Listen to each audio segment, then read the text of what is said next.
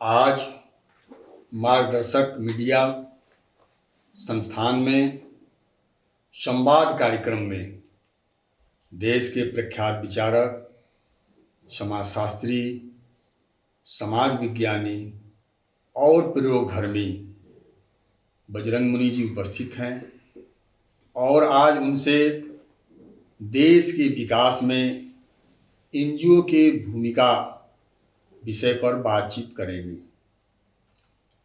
जैसा कि आप लोग जानते हैं कि देश की विकास में एनजीओ की भूमिका बहुत महत्वपूर्ण मानी जाती है।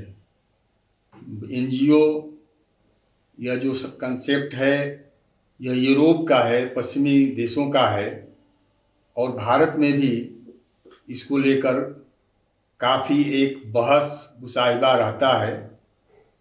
मुनि जी, भारत के विकास में एनजीओ की भूमिका को आप किस रूप में देखते हैं?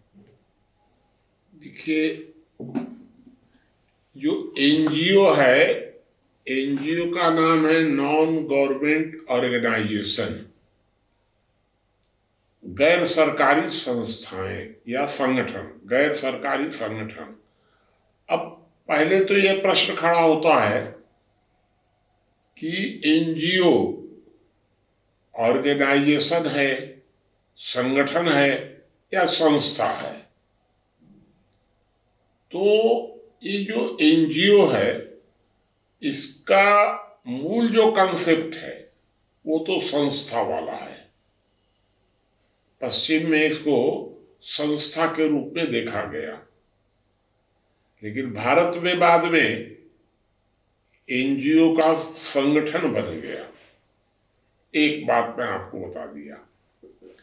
दूसरी बात, एक सिद्धांत मैं आपको बता देता हूं कि जब किसी भी व्यक्ति या वर्ग को ईमानदार घोषित कर दिया जाता है तो अधिकांश अनुभव इस प्रकार का है कि उसको जब तक अवसर नहीं मिलता है तब तक वो ईमानदार है, और अगर भ्रष्टाचार करने का अवसर मिल गया तो वो अन्य लोगों की तुलना में कई गुना अधिक भ्रष्ट हो जाता है। तो ये जो परिभाषा है, इस परिभाषा के अनुसार ही हम लोगों ने अनुभव किया है कि स्कूलों के शिक्षक ईमानदार होते हैं। आमतौर पर राशन का काम उनको दे दिया गया, महाभ्रष्ट हो गए। न्यायपालिका के लोग ईमानदार होते हैं न्यायालय में, लेकिन जब उनको पावर मिल गया तो और लोगों की अपेक्षा, सब विभागों की अपेक्षा ज्यादा भ्रष्टाचार बढ़ने लग गया न्यायपालिका में। उसी तरह एनजीओ को ईमानदार माना गया कि नॉन गवर्नमेंट ऑर्गेनाइजेशन। आम तौर पर सरकारी विभागों में बहुत भ्रष्टाचार है, बात भी सही है कि सरकारी विभागों में बहुत भ्रष्टाचार है। जब एनजीओ को वह कार्य दिया गया, ईमानदार लोगों को वह कार्य जब दिया गया, तो वो इतना ज्यादा भ्रष्ट हो गए कि सरकारी विभागों से भी ज्यादा हो गए। उन पर कोई जांच पड़ताल भी नहीं, क्योंकि वो तो ईमानदार माने जाते हैं। तब उनकी जब जांच होने लग गई, ये तो 1978 से ही शुरू हो गया था, जब जेपी आंदोलन के बाद जब एनजीओ को ज्यादा पावर दिया गया। ये जो एनजीओ हैं, इनका जो मूल कंसेप्ट है वो तो विकास की गति बढ़ाने वाला है, और यथार्थ जो इनका है वो यथार्थ बहुत गंदा है। भ्रष्टाचार के मामले में भी गंदा है और देश के विकास को कमजोर करने के मामले में भी बहुत गंदा है। अभी मेधा पाटकर, तीस्ता सीतलवाड़, इन सब का बहुत गंदा रिकॉर्ड हो गया है एकदम से। ये मेरा ये मानना है कि सिद्धांततः एनजीओ को हम प्लस पॉइंट में मानते हैं और प्रैक्टिकल रूप में बहुत ही माइनस पॉइंट देते हैं, और मैं एनजीओ के खिलाफ हूं। मुनि जी, जो एनजीओ का अगर संक्षेप में थोड़ा इतिहास देखा जाए तो 1857 में जब पहली क्रांति हुई मंगल पांडे के द्वारा, तो अंग्रेज़ों को चिंता हुई कि ये कहीं देश के लोग अंग्रेज़ों के खिलाफ कोई बड़ा आंदोलन न कर दें, तो उन्होंने सोसाइटी रजिस्ट्रेशन एक्ट 1860 बनाया और उसमें प्रतिबंध कर दिया कि आप अगर कुछ भी करेंगे तो हमको आपको बताना पड़ेगा और संस्था का उद्देश्य बताना पड़ेगा। दूसरी चीज़ है कि सत्ता के खिलाफ आप नहीं बोलेंगे, आप केवल सेवा भाव से काम करेंगे। लेकिन इधर एक दौर में गांधीयन बहुत भारी तादाद में आए, उसके बाद जेपी मूवमेंट वाले भी एनजीओ में आए। 90 के दशक के बाद इसमें लेफ्ट के भी लोग आए, बहुत ज़्यादा लोग आए। तो एनजीओ को आप सेवा भाव मानते हैं कि आंदोलनकारी मानते हैं कि विकास, देश के विकास में इनकी भूमिका मानते हैं? किस रूप में आप देखते हैं? देखिए, एनजीओ जो है वो जब तक संस्था है तब तक सेवा भाव है,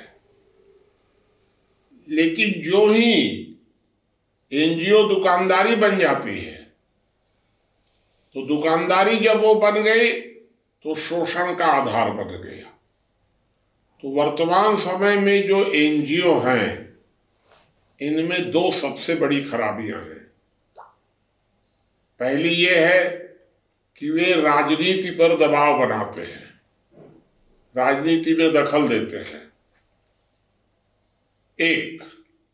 और दूसरा, दुकानदारी बना लिए हैं, सेवा भाव नहीं है उनके अंदर। अब तो एनजीओ के नाम से विदेशों से पैसा लेना और विदेशों से पैसा लेकर सरकारों को ब्लैकमेल करना, ये वर्तमान में एनजीओ का काम हो गया है। दो ही काम है, बाकी एनजीओ का भी तीसरा कोई काम नहीं है, कहीं कोई सेवा भाव नहीं है। भारत के सारे एनजीओ को अगर जांच की जाए, सारे एनजीओ, तो 100% एनजीओ भारत में वर्ग विद्वेष फैला रहे हैं, क्योंकि विदेशों से जो धन आ रहा है वो आ रहा है सेवा भाव के लिए, लोगों की मदद करने के लिए, और उसके बदले में विदेश ये चाहता है कि सेवा भाव के नाम पर वर्ग विद्वेष बढ़ाया जाए, महिला और पुरुष के बीच में टकराव पैदा किया जाए। तो ये महिला और पुरुष के बीच में टकराव पैदा करने में सबसे बड़ी भूमिका एनजीओ की है। बाल श्रम, ये एनजीओ वालों का दुकानदारी है। बाल श्रम, बंधुआ मजदूर, ये विदेशी षड्यंत्र है। विदेश जो पैसा देता है भारत में, वो सेवा भाव के नाम पर अपनी संस्कृति को थोपने के लिए देता है, और उसके माध्यम कौन बने हैं? एनजीओ। तो जो विदेश है, ये विदेश भारतीय संस्कृति को काटने के लिए लोहे का टांगा का काम करता है, और एनजीओ उसमें बेट का काम करता है, लकड़ी का। तो ये टांगा में जब बेट लग जाता है तो कट जाता है, हमारी संस्कृति कट जाती है। ये एनजीओ की भूमिका है। तो इसलिए मैं एनजीओ की जो संस्कृति है, इसकी नीयत खराब है, इसके कार्य खराब हैं, और ये पूरी तरह से इसको समाप्त कर देने की जरूरत है। हमको कोई एनजीओ नहीं चाहिए। अगर एनजीओ कोई है तो उसको सिद्ध करना पड़ेगा कि उसका कार्य संस्थागत है, किसी तरह का और कोई विदेशी संस्कृति को फैलाने का कार्य नहीं है।